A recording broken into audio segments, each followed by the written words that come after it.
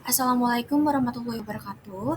Sebelumnya, perkenalkan kami dari kelompok 1 yang beranggotakan Najwa Tali Salwa, Adelia Oktasyandra, Syifa Aulia, Najwa Muntaj, dan Srila Najwa akan membahas mengenai kasus pertemuan 13.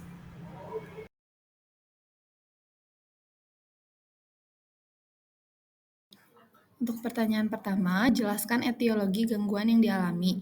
Apakah ada komorbid yang menyertai? Untuk jawaban yang pertama, etiologi gangguan yang dialami oleh Jack dapat meliputi kombinasi faktor biologis, psikologis, dan sosial. Faktor biologis mungkin termasuk predisposisi genetik terhadap agresi atau gangguan perkembangan neurologis. Psikologisnya mungkin melibatkan rendahnya kemampuan pengendalian impuls dan ketidakmampuan mengelola frustasi. Sosialnya, Jack mengalami bullying dan ejekan dari teman sebaya yang memperparah perilaku agresifnya. Yang kedua, komorbid. Kemungkinan komorbiditas yang menyertai termasuk Attention Deficit Hyperactivity Disorder atau ADHD, atau gangguan belajar yang dapat memperparah kesulitan Jack dalam mengelola perilaku dan emosinya. Pertanyaan kedua, sebutkan gangguan yang dialami oleh klien tersebut, identifikasi kriteria gangguannya berdasarkan DSM-5. Jawabannya, pada bagian A, pola perilaku repetitif dan persisten, di mana hak-hak dasar orang lain atau norma-norma atau aturan masyarakat yang sesuai dengan usia dilanggar, yang dimanifestasikan oleh kehadiran setidaknya 3 dari 15 kriteria dalam 12 bulan terakhir dari kategori manapun, dengan setidaknya satu kriteria hadir dalam 6 bulan terakhir. Yang pertama, agresi terhadap orang dan hewan. Sering menindas, mengancam, atau mengintimidasi orang lain. Jack menindas dan mengintimidasi anak-anak lain dengan menyergap mereka dan memukuli mereka untuk mengirim pesan agar mereka memperlakukannya dengan hormat. Anak-anak lain juga menyebutnya si gorila karena sering memulai perkelahian fisik. Jack sering menyerang anak-anak lain yang menggodanya, dan ini melibatkan kekerasan fisik. Menggunakan senjata yang dapat menyebabkan cedera fisik serius pada orang lain. Kejam secara fisik terhadap orang lain, Jack telah memukuli anak-anak dengan cukup kejam sehingga mengakibatkan cedera. Kejam secara fisik terhadap hewan, mencuri sambil menghadapi korban, misalnya perampokan, pencurian dompet, pemerasan, perampokan bersenjata. Pemaksaan seseorang untuk melakukan aktivitas seksual. Pada bagian 2, penghancuran properti. Sengaja melakukan pembakaran dengan niat menyebabkan kerusakan serius, sengaja merusak properti orang lain dengan pembakaran. Pada bagian 3, penipuan atau pencurian, membobol rumah, gedung, atau mobil orang lain. Sering berbohong untuk mendapatkan barang atau kebaikan atau untuk menghindari kewajiban, misalnya menipu orang lain. Mencuri barang-barang bernilai tanpa menghadapi korban, misalnya mencuri di toko, tetapi tanpa membobol dan masuk. Yang keempat, pelanggaran aturan yang serius. Sering kabur malam meskipun dilarang oleh orang tua, dimulai sebelum usia 13 tahun. Kabur dari rumah semalaman setidaknya 2 kali saat tinggal di rumah orang tua atau pengasuh, atau sesekali tanpa kembali untuk periode waktu yang panjang. Sering bolos sekolah, dimulai sebelum usia 13 tahun.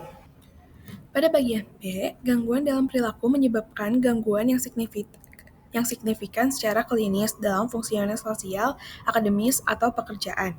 Jack menunjukkan gangguan yang signifikan dalam fungsi sosialnya karena tidaknya menyebabkan kekuatan atau cedera pada anak-anak lain. Ini menunjukkan bahwa perilaku berdampak negatif pada hubungan dengan teman sebayanya dan mungkin juga pada prestasi akademisnya jika perilaku ini berlanjut atau memburuk. Pada bagian C, jika individu berusia 18 tahun atau lebih, kriteria untuk gangguan kepribadian antisosial tidak terpenuhi. Jack baru berusia 10 tahun, sehingga kriteria ini tidak berlaku. Berdasarkan kriteria DSM-5, Jack memenuhi beberapa kriteria untuk conduct disorder menurut DSM-5. Perilaku ini terjadi dalam 12 bulan terakhir dengan setidaknya satu kriteria dari dalam 6 bulan terakhir. Oleh karena itu, Jack dapat diagnosis dengan conduct disorder berdasarkan kriteria DSM-5. Selain itu, perilakunya menyebabkan gangguan signifikan dalam fungsi sosialnya, memenuhi kriteria B. Selanjutnya, pertanyaan 3, bagaimana terjadinya gangguan tersebut menurut pendekatan biopsikososial? Yang pertama, faktor biologis. Jack memiliki ukuran tubuh yang lebih besar yang dapat mempengaruhi perilaku agresinya. Mungkin ada komponen neurobiologis yang berkontribusi terhadap agresinya. Yang kedua, faktor psikologis. Jack mengalami koordinasi otot yang buruk dan mengalami ejekan dari teman-temannya, yang menimbulkan frustasi dan agresi sebagai bentuk pelampiasan. Yang ketiga adalah faktor sosial. Jack mengalami bullying dan ejekan dari teman-teman sebayanya yang mengarahkan dia untuk menggunakan kekerasan sebagai mekanisme pertahanan dan untuk mendapatkan rasa hormat. Selanjutnya, pertanyaan nomor 4, jelaskan prognosis klien pada gangguan tersebut. Strategi intervensi apakah yang tepat untuk kasus tersebut? Mengapa Anda menentukan intervensi tersebut? Yang pertama, prognosis. Tanpa intervensi yang tepat, prognosis Jack bisa memburuk, terutama jika pola perilaku agresinya berlanjut hingga remaja dan dewasa.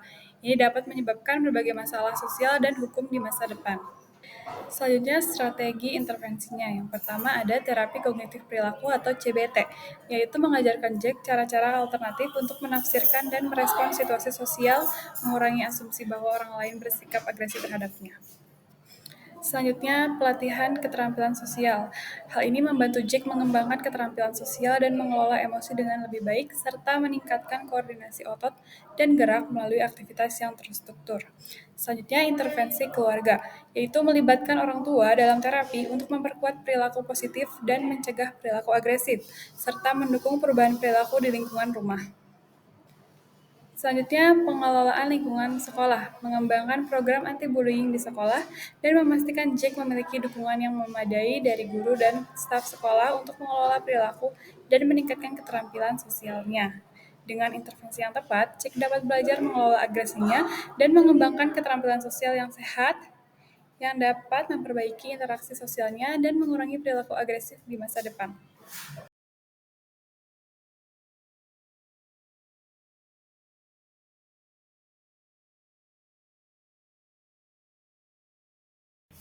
Untuk pertanyaan pertama pada kasus dewasa, yaitu jelaskan etiologi gangguan yang dialami, apakah komorbid yang menyertainya. Etiologi pada kasus Bundi yang pertama ada faktor biologis. Faktor biologis dalam gangguan Bundi melibatkan bagaimana otaknya bekerja dan genetiknya.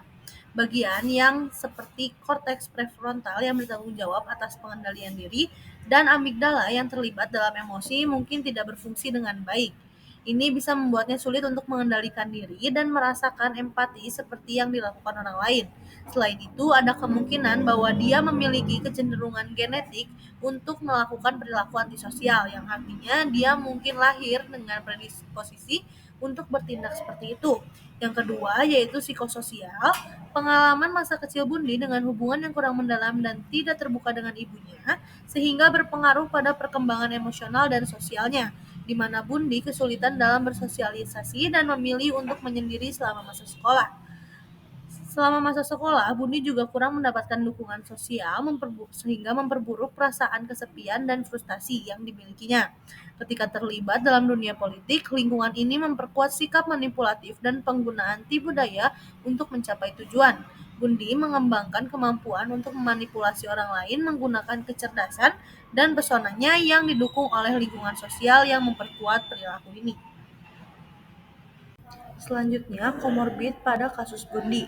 Ada kemungkinan Bundi juga mengalami gangguan narsistik, ditandai dengan rasa superioritas dan kurangnya penyesalan atau empati terhadap korbannya. Hal ini ditunjukkan oleh perilakunya yang percaya diri dan arogan, serta upaya untuk mendapatkan kekuasaan dan kendali atas wanita dengan cara yang kejam. Pertanyaan kedua, sebutkan gangguan yang dialami oleh klien tersebut, identifikasi kriteria gangguannya berdasarkan DSM-5. Jawabannya yaitu kriteria DSM-5 tentang antisocial personality disorder antara lain A. Pola meluas dari pengabaian dan pelanggaran terhadap hak-hak orang lain terjadi sejak usia 15 tahun yang ditunjukkan oleh 3 atau lebih dari berikut ini.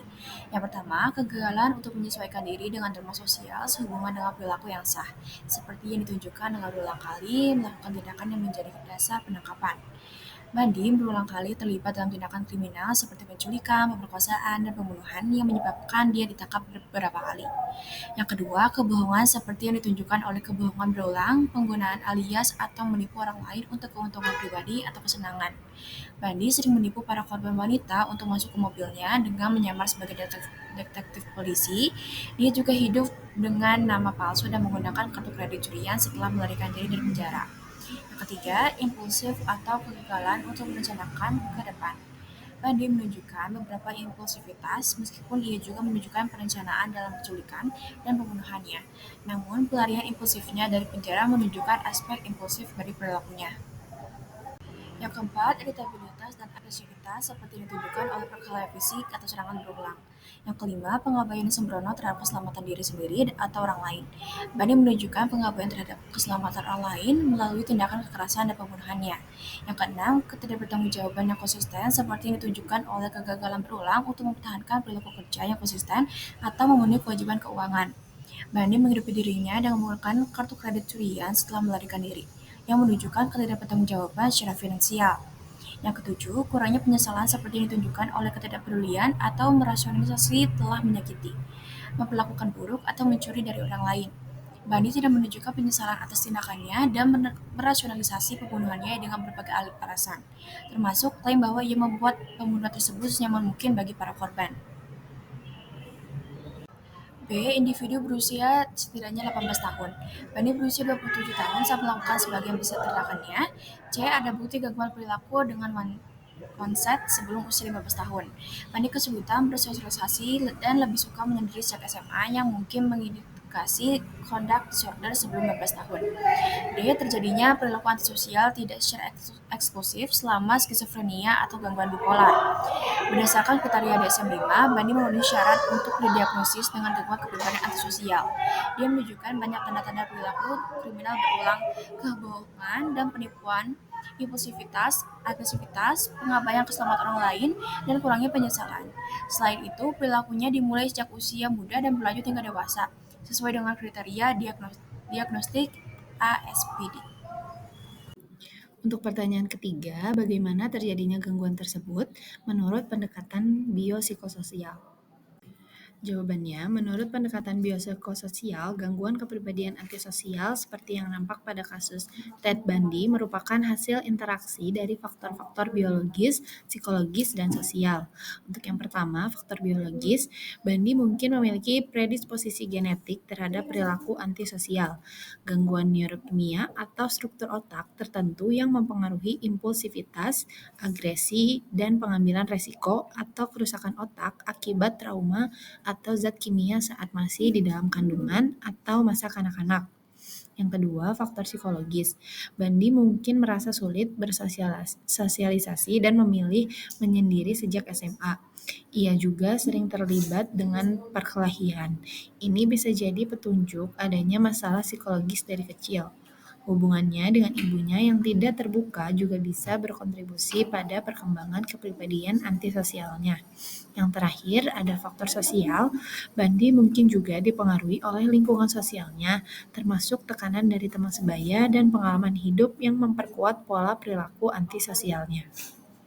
Selanjutnya, pertanyaan keempat, jelaskan prognosis klien pada gangguan tersebut, strategi intervensi apakah yang tepat untuk kasus tersebut, dan mengapa Anda menentukan intervensi tersebut. Prognosis untuk kasus Ted Bundy sendiri sangat buruk. Hal ini dikarenakan perilaku kriminalnya yang sangat parah dan berlangsung lama, termasuk penculikan, pemerkosaan, dan pembunuhan. Dia tidak menunjukkan penyesalan atau empati, yang mana hal ini sulit untuk diubah. Ada kemungkinan bahwa faktor genetik dan biologis juga mempengaruhi perilakunya. Tanpa motivasi kuat dari Bundy sendiri dan perawatan yang sangat intensif dan mendalam, peluang untuk memperbaiki atau merehabilitasi kondisinya sangat kecil. Selanjutnya, intervensi untuk kasus Ten Bundy mengingat keparahan perilakunya yaitu yang pertama ada terapi kognitif perilaku atau CBT. Terapi ini dapat membantu Bundy mengidentifikasi dan mengubah pola pikir serta perilaku negatifnya. Fokusnya adalah pada pengendalian impuls, pemahaman konsekuensi dari tindakan, dan pengembangan empati. Yang kedua ada terapi psikososial. Program ini akan membantu Bundy mengembangkan keterampilan sosial dan keterampilan interpersonal yang lebih baik. Ini termasuk terapi kelompok dan pelatihan keterampilan sosial untuk mengatasi isolasi sosial dan meningkatkan hubungan interpersonal yang sehat. Yang ketiga ada pengawasan dan rehabilitasi. Mengingat tingkat keparahan perilaku Bundy, intervensi juga harus mencakup pengawasan ketat dan program rehabilitasi yang dirancang untuk mengurangi risiko perilaku kriminal dan kekerasan kembali terjadi. Ini mungkin melibatkan tinggal di fasilitas dengan pengawasan yang ketat. Sekian presentasi dari kelompok kami. Wassalamualaikum warahmatullahi wabarakatuh.